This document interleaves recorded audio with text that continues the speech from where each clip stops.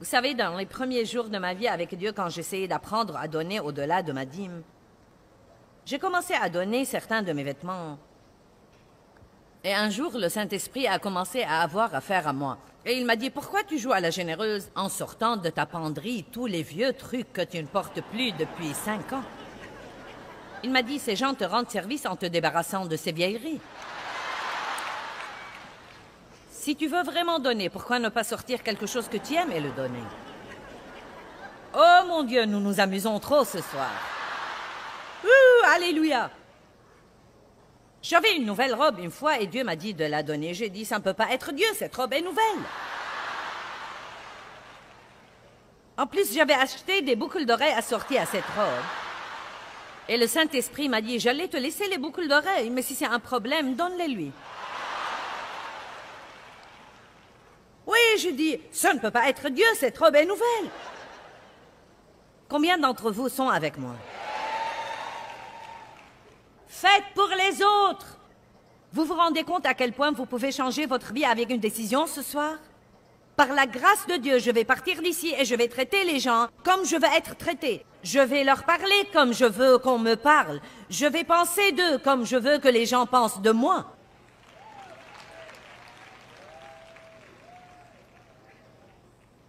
Vous ne pouvez pas faire ça pour 3 heures seulement.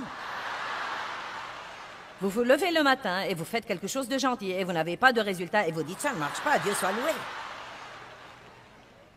Non, vous devez vous engager. Je vais faire ce qu'il faut jusqu'au jour où Dieu me prendra d'ici, même si je n'ai jamais un bon résultat. C'est ça le genre d'engagement dont parle Dieu. Faites ce qu'il faut, non pas pour avoir un résultat, mais faites ce qu'il faut parce que c'est bien et ensuite, vous aurez sûrement un résultat parce que c'est comme ça que Dieu travaille. Vous moissonnerez ce que vous semez. Mais je suis arrivée à un moment décisif dans ma vie où j'ai dû prendre la décision de faire ce qu'il faut, même si je ne voyais jamais aucun résultat. Je me rappelle que je me suis jetée sur le lit de ma fille et que j'ai pleuré à chaudes larmes, car nous étions si fauchés pour si longtemps. Et un de mes amis est passé et m'a raconté comment Dieu l'a béni. Et j'en avais assez d'apprendre combien Dieu bénissait tous les autres, à dire vrai. J'ai essayé d'être heureuse pour lui, mais cela m'a amené à penser, Dieu, quand est-ce que tu vas faire quelque chose pour moi? J'avais une décision à prendre et je suis allée me jeter sur le lit de ma fille. Et je me rappelle que je pleurais et que j'ai pris une décision. J'ai dit, Dieu, nous allons payer la dîme et donner pour le restant de nos jours sur terre. Et si je ne vois jamais aucun résultat, je vais quand même le faire parce que tu as dit de le faire. Et vous savez ce qui est arrivé? À partir de ce jour-là, nous avons commencé à prospérer. Les choses dans nos finances ont commencé à changer, un peu ici, un peu là, et Dieu a fait de grandes choses pour nous. Parfois, l'ennemi vous fera marcher jusqu'à ce que vous preniez une assez ferme décision. Et je ne crois pas que nous devons faire ce qu'il faut pour avoir quelque chose. Je crois que nous devons aller au-delà de ça. Je crois que nous devons faire ce qu'il faut parce que c'est bien et que nous devons être déterminés à le faire continuellement. Et croyez-moi, quand vous prenez ce genre de décision de qualité, vous pouvez dire à ce moment-là, « Fais ce que tu veux, diable, le jour de paye arrive. » Tout le monde aime vendredi.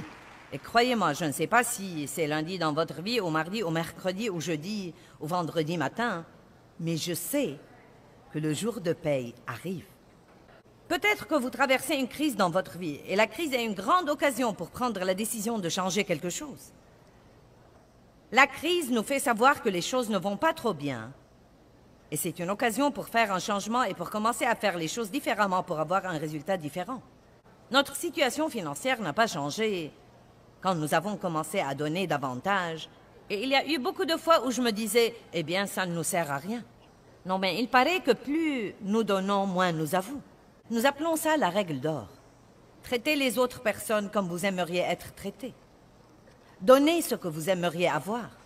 Il dit, j'ai mis devant toi la vie et la mort, choisis la vie, afin que tu vives, toi et ta prospérité. Nous sommes des gens libres. Dieu nous a libérés et cela veut dire que nous avons la capacité de faire nos propres choix. Mais d'après les choix que nous ferons, nous moissonnerons dans notre vie. La loi des semailles et des moissons commence dans la Genèse et elle est un peu partout dans la parole de Dieu. Littéralement, tout ce que nous faisons, toutes les paroles que nous prononçons, toutes les pensées que nous pensons, toutes les attitudes que nous prononçons, une graine que nous semons. Et donc, si vous n'aimez pas certaines des choses qui sont survenues dans votre vie comme moisson, au lieu de vous en prendre au diable et de vous fâcher contre tous les autres, vous devez peut-être jeter un coup d'œil sur la graine que vous avez semée toute votre vie, car je crois que la parole de Dieu est vraie. Si nous avons semé beaucoup de mauvaises graines, nous ne pouvons pas semer une seule bonne graine et nous attendre à ce que la situation soit renversée. J'avais un gâchis effroyable dans ma vie quand j'ai pris au sérieux ma vie avec Dieu. J'étais chrétienne longtemps avant de prendre ma vie spirituelle au sérieux. Bonjour, quelqu'un est avec moi ce soir? J'ai dit que j'étais chrétienne depuis longtemps, chrétienne pratiquante. Je servais même dans 2 ou 3 comités d'église. J'étais chrétienne longtemps avant de devenir une chrétienne sérieuse. J'étais un peu plus engagée envers l'Église qu'envers Dieu. Quelqu'un peut dire Amen? Parfois, nous pouvons nous cacher de Dieu au sein de l'Église, le savez-vous? Nous pouvons rester si occupés à faire des trucs d'Église que nous n'avons même pas le temps de parler à Dieu. Je ne passais aucun moment avec Dieu. J'accomplissais les rituels que je croyais que je devais faire. Mais à partir du moment où j'ai pris ma vie avec Dieu au sérieux, et faire cela veut dire donner à sa parole la première place dans votre vie, et étudier la parole non seulement quand vous pouvez l'intégrer dans votre programme, mais lui donner la priorité et faire passer Dieu avant tout dans votre vie, et avoir toujours du temps pour Dieu parce que vous êtes devenu assez intelligent pour savoir que si vous n'avez pas de temps pour Dieu, rien d'autre, rien d'autre ne marchera comme il faut dans votre vie. Laissez-moi vous donner un nouveau plan. N'essayez pas d'intégrer Dieu dans votre programme, mais organisez-le autour de Dieu. Amen? Oh Dieu, j'essaie vraiment de t'intégrer, n'est-ce pas? C'est ridicule. C'est vraiment ridicule. Cherchez d'abord le royaume et la justice de Dieu, et tout cela vous sera accordé et donné. Amen. Fais du Seigneur tes délices, et il te donnera ce que ton cœur désire. Nous ne devons pas courir après les trucs et essayer de persuader Dieu de nous donner de bonnes choses. Nous devons faire passer Dieu avant tout. Et les choses commenceront à se produire dans notre vie. Dès que j'ai pris ma vie chrétienne au sérieux, j'ai commencé à passer régulièrement un temps avec Dieu. Petit à petit, non pas tout d'un coup, petit. Je dois insister. Petit à petit et lentement. Les choses ont commencé à changer. Et je vais vous dire quelque chose. J'espère que ça ne vous découragera pas, mais je préférerais savoir la vérité et à quoi je vais être confronté plutôt que qu'on me raconte des tas de contes de fées qui ne marchent jamais. Et après 5 ans de vie sérieuse avec Dieu, je peux m'asseoir ici avec vous et vous dire que je n'ai pas du tout senti que j'ai fait le moindre progrès. Vous êtes comme... Ça fait seulement 1 an que je fais ça et je suis déjà essoufflée. Ne me dis pas que je verrai aucun changement dans 5 ans. Eh bien, vous voyez, le point essentiel, c'est que j'avais tant de problèmes. J'avais tant de choses qui n'allaient pas dans ma vie. Et les choses, en fait, continuaient à changer. Mais j'avais toujours tellement de chemin à faire que j'avais l'impression que rien ne changeait. Une des choses que j'ai apprises au fil des années, c'est de ne pas regarder le chemin qu'il vous reste, mais le chemin que vous avez déjà fait. N'ayez pas peur de faire un inventaire du chemin que vous avez déjà fait. Et vous ne vous réunissez pas avec vos amis pour leur parler de tous les gâchis dans votre vie et de tout ce qui doit vraiment arriver et qui n'est pas encore arrivé. Parlez-leur de ce que Dieu a déjà fait dans votre vie. Si vous pouvez trouver une petite chose que Dieu a faite dans votre vie, amplifiez-la et faites-en la plus grande chose dont vous parlez. Et plus vous focalisez sur ce que Dieu a fait, moins vous mettrez l'accent sur ce qui doit être encore fait. Je veux que vous commenciez à célébrer le progrès que vous avez fait dans la vie et cela vous stimulera pour le reste du voyage que vous devez encore faire.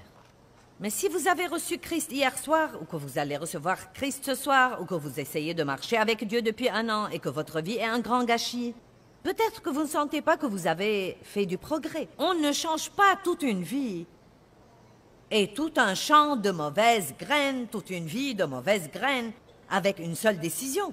Mais chaque bonne décision que vous prenez renverse une des mauvaises décisions que vous avez faites dans votre vie. Chaque bonne parole que vous prononcez Chaque bonne confession que vous faites, chaque bonne pensée que vous pensez renverse une mauvaise chose que vous avez faite dans votre vie. Je veux donc que vous décidiez ce soir de vous engager à long terme et non pas à un court terme. Et je veux que vous décidiez de faire ce qu'il faut pour le reste de votre vie parce qu'il est bien et non pas pour essayer de faire de petits tours de magie.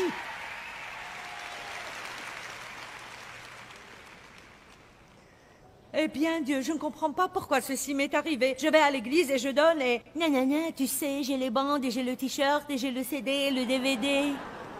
Je ne comprends pas. Vous devriez dire au lieu de cela, Dieu, je ne comprends pas ça, mais je te fais confiance. Et je sais que tu as un plan pour ma vie. Et qu'il y a quelque chose là-dedans pour moi. Quelque chose de bien va sortir de ça. Je vais apprendre quelque chose et je vais grandir. Je me mets donc entre tes mains, Dieu. Et la première chose que vous devez faire quand vous avez des difficultés, c'est de vous comporter de la même façon comme si vous n'aviez aucune difficulté. Je pense à écrire un livre intitulé « Que faire quand vous ne savez pas quoi faire ?» Amen. Et une des choses que vous devez faire quand vous ne savez pas quoi faire, c'est de vous comporter de la même façon comme si vous n'aviez rien. C'est ce que font les hommes et femmes mûrs de Dieu. On moissonnera ce qu'on sème.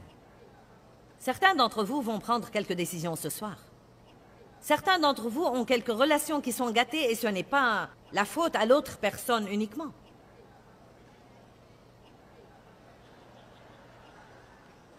Maintenant, faisons tout de suite comme si Dieu me parlait, d'accord? Et comme si j'étais le porte-parole de Dieu ce soir. Et ne pensez pas à tous ceux que vous auriez voulu qu'ils soient ici et qui ont besoin de ce message. Vous êtes ici et vous en avez besoin.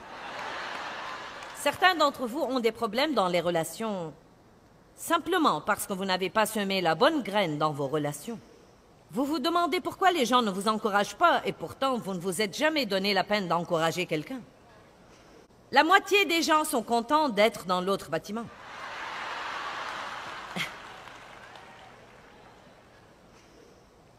Je me rappelle avoir dit une fois à Dieu, concernant ma relation avec Dave, « Quand est-ce que je vais jamais en retirer quoi que ce soit? » Et il m'a dit, « Quand est-ce que tu vas y mettre quelque chose? » Vous voyez, nous croyons que l'autre doit tout faire et que c'est lui qui doit nous rendre heureux et pourtant, nous ne voyons pas ce que nous ne faisons pas et que Dieu veut que nous fassions. Je vais juste lancer ceci et vous pouvez en faire ce que vous voudrez. Si vous avez un mariage qui ne marche pas comme il faut, pourquoi ne pas vous engager à commencer à encourager cette personne à qui vous êtes marié, lui donner l'impression qu'elle est la personne la plus importante sur Terre? Devenez un serviteur, bien que cela puisse vous donner la chair de poule. Faites-le par la foi, pour plaire à Dieu. Et croyez-moi, si vous faites ça, le jour de paye viendra. Vous commencerez à avoir ce que vous voulez de cette personne, mais non pas si vous ne faites aucune semaille. Vous ne pouvez pas moissonner d'un champ que vous n'avez pas semé. Nous attendons toujours que les autres fassent ce qu'il faut d'abord. Je fais ça si tu le fais. Vous êtes celui qui est ici ce soir, et cela vous donne une plus grande responsabilité. Celui qui sait le plus devrait faire ce qu'il faut le premier. Oh! Oh, je ferais mieux de répéter. Allez, celui qui sait le plus devrait faire ce qu'il faut le premier.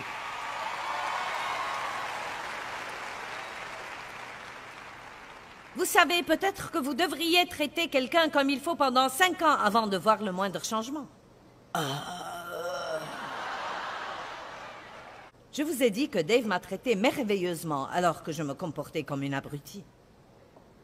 Non, mais il y avait des jours où j'étais comme ça et là, mais ils étaient rares, croyez-moi.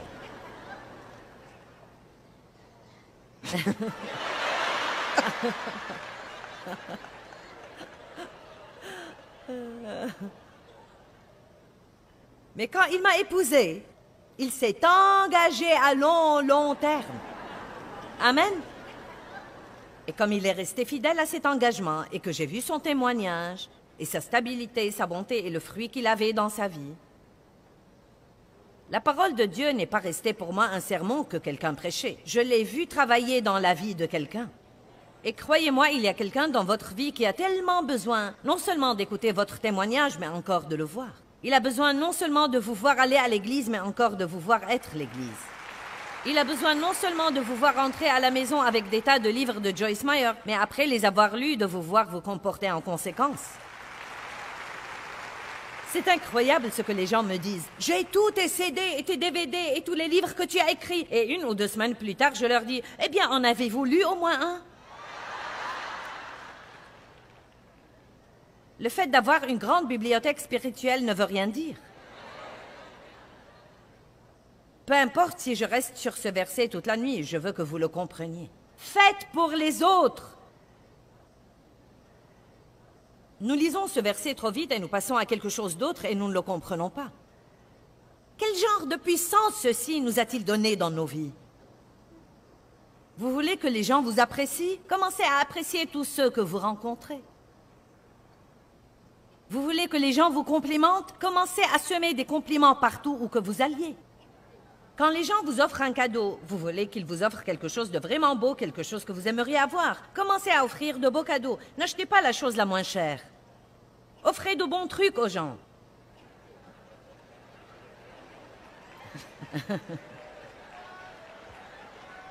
Amen.